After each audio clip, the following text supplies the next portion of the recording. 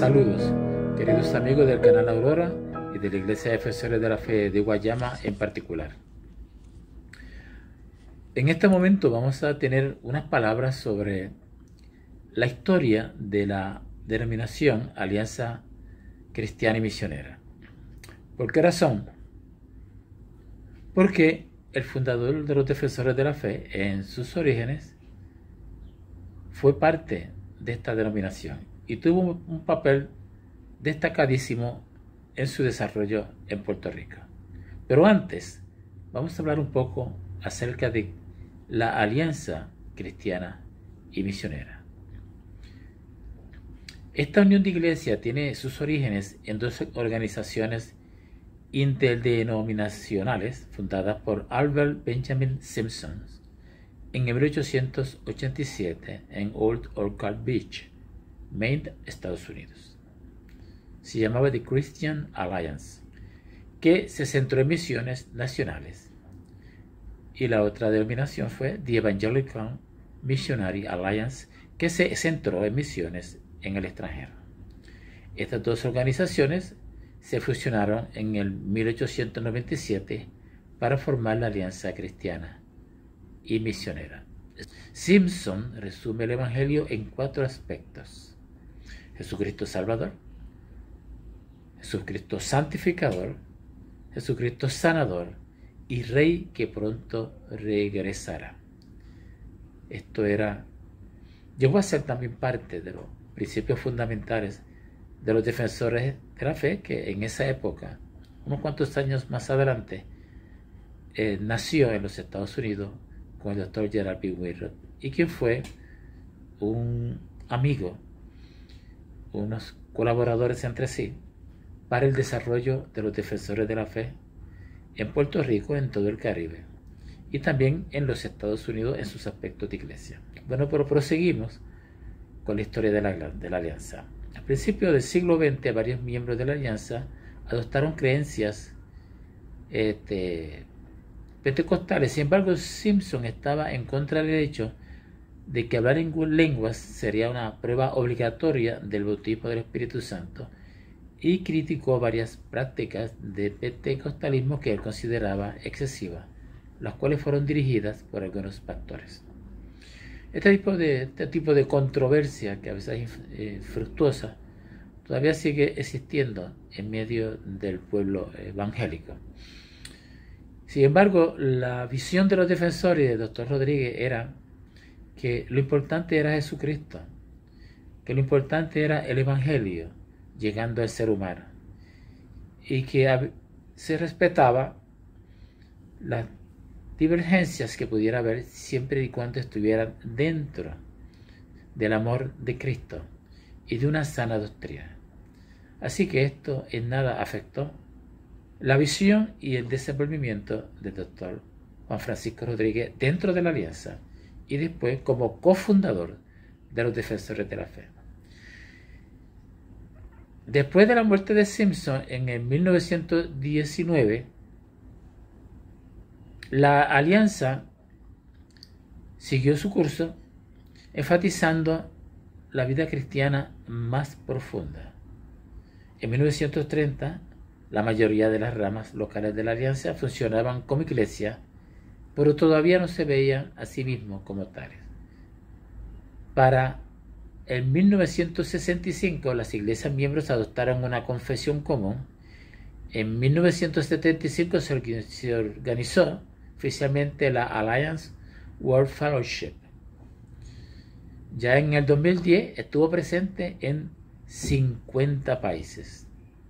En el 2020 la denominación tenía 22.000 iglesias con 6.200.000 miembros y 90 institutos teológicos en 88 países. El doctor Juan Francisco Rodríguez fue uno de los fundadores de la Alianza aquí en Puerto Rico. Por lo menos podemos decir que así lo reconoce la historia oficial de la Alianza Cristiana y Misionera, que se llama esta historia El dolor y la gloria, escrita por Carl Wilhelm Westmayer. Así que más adelante vamos a proseguir dándonos detalles más sobre cuál fue el rol de Dr. Rodríguez en los primeros años de la Alianza Cristiana y Misionera en el mundo y particularmente en Puerto Rico. En la historia de la Alianza Cristiana Misionera, Karl Wilhelm Westmayer, un alemán, habla extensamente sobre la obra del Dr. Rodríguez en los orígenes de la Alianza Cristiana y Misionera en Puerto Rico. Esta biografía oficial de la Iglesia se llama El dolor y la gloria. Vamos a citar algunas partes de esta historia porque es extensa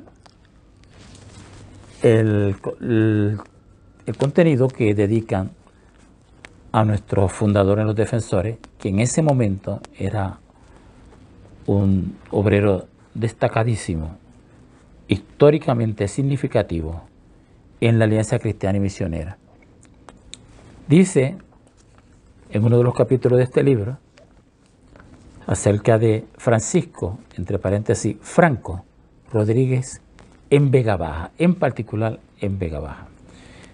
Citamos, en este año, 1920, la iglesia de Vega Baja merecía mención especial.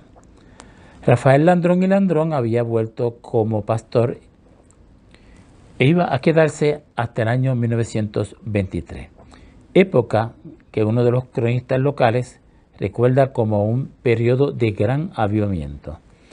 Un acontecimiento de significado particular fue la llegada de J. Francisco Rodríguez en el año 1921 al 22. En este entonces, Rodríguez tenía alrededor de 25 años de edad. Había experimentado una conversión milagrosa en Maunabo. Estuvo inscrito en la Escuela Continuación de Vega Baja, cruzando el segundo año de estudios superiores, prácticamente sin dinero y sin medios para sostenerse. Landrón y Landrón lo había recogido en su casa. Pocos años más tarde, Rodríguez pastorearía las iglesias de la Alianza en Ciales, Morovis y Barcelona.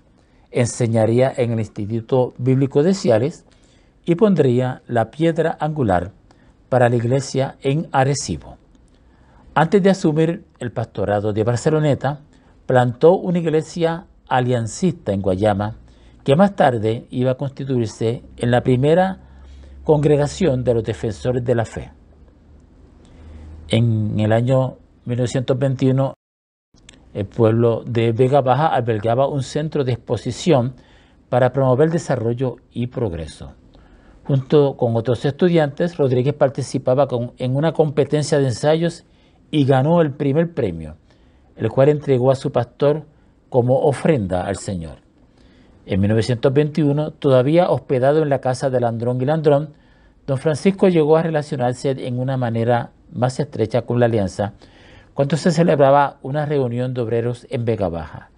Nunca antes, recordaba Rodríguez, había estado presente en un encuentro de esta clase. Llegó a conocer al superintendente Ángel Villamil y a los pastores Juan Ortiz León y Pedro Nieves. Al laico barcelonetense don José Terrón Riollano, quien más tarde iba a dirigir la Alianza por una década entera. En la última reunión del encuentro, predicaba el astro del ministerio puertorriqueño, reverendo Juan Rodríguez Cepero. J.F. Rodríguez resumió sus impresiones sobre este día y el impacto espiritual que hicieron en su propia vida con la frase: me sentía enamorado del dulce nombre Alianza.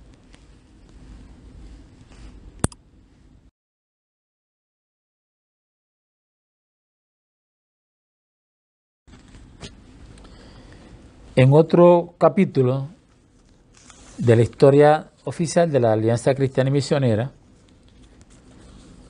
lo intitulan Los campos aún no alcanzados de Arecibo, y como subtítulo, Los amores místicos de J.F. Rodríguez.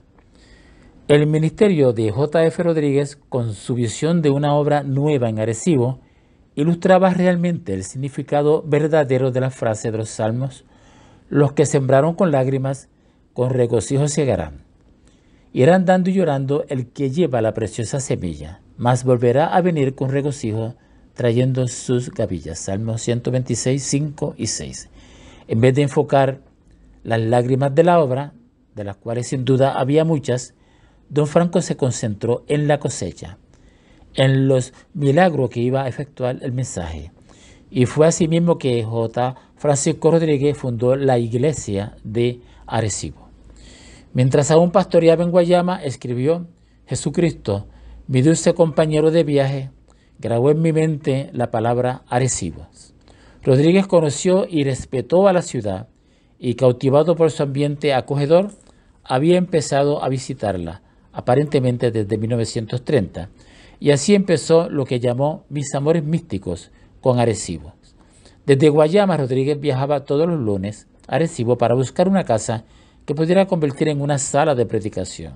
Una vez, mientras caminaba por la plazuela Ledesma, vio unos carpinteros remodelando el primer piso de un edificio.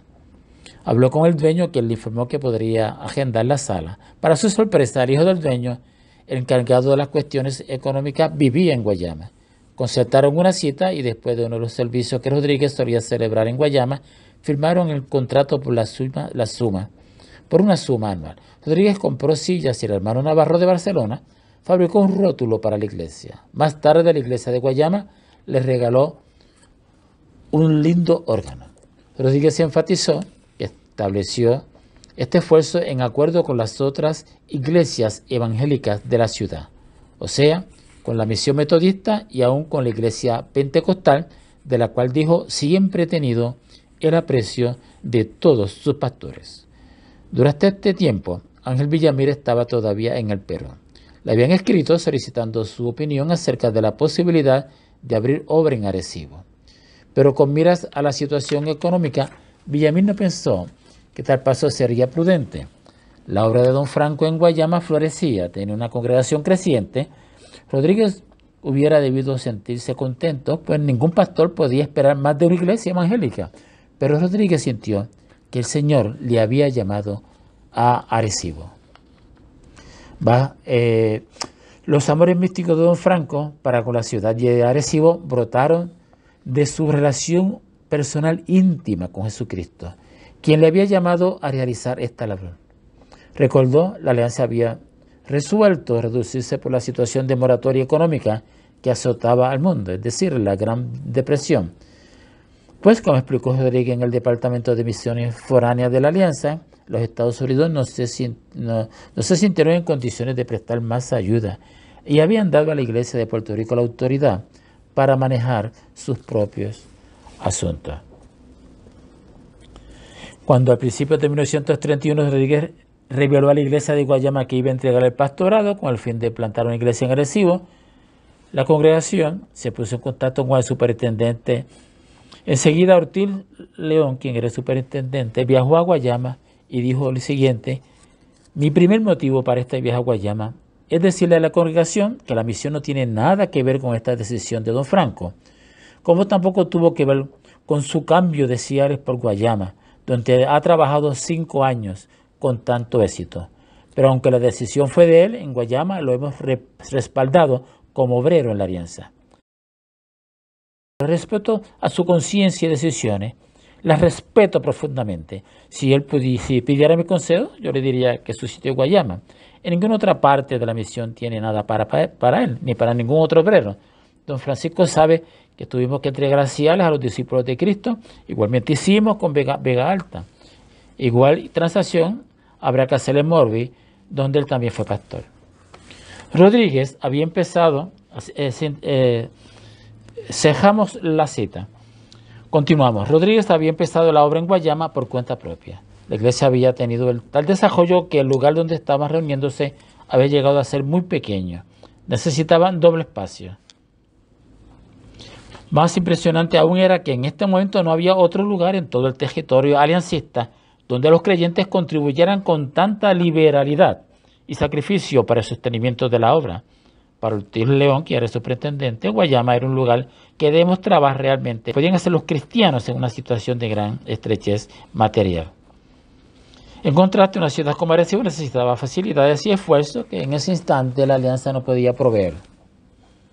A todo eso Rodríguez comentó, era algo ilógico, pero como yo actuaba por la fe, no podía convencer a nadie. Era una aventura que Dios inspiraba. La obra en Arecibo se distinguió por una marcada actividad evangelizadora. Había cultos al aire libre, una campaña con Antonio Cabañas, atrajo tanta gente que la pequeña iglesia lo debió sentir como una invasión. El pastor Rodríguez mismo era un evangelista excelente. Al mismo tiempo se reunió con un equipo de hombres y mujeres bien capacitados que le ayudaron al trabajo. Si bien no habían conocido a Clementina Yenza, la primera testigo aliancista en Puerto Rico y su labor evangélica, don Franco creía firmemente en el ministerio de la mujer. Instaló a la señorita Ignacia Ortiz como misionera a tiempo completo y no pasó mucho tiempo para que Arecibo se transformara en un centro de actividad aliancista con dimensión internacional. Importantes pastores y evangelistas hicieron escala en esta iglesia. Y hasta aquí terminamos con esta exposición porque es mucho más larga. Se hace con el propósito de que nosotros, los defensores de la fe, tengamos claro quién fue el doctor Juan Francisco Rodríguez, un líder que trascendía las denominaciones, cuyo único motor en la vida era la predicación del Evangelio, en una dependencia absoluta de Jesucristo y con un amor indescriptible por las almas. Esta misión y esta visión que Dios le encomendó se encuentra hoy plasmada en lo que es el movimiento internacional de los defensores de la fe, por lo cual recordamos con cariño y agradecimiento a Dios la memoria de Juan Francisco Rodríguez Rivera.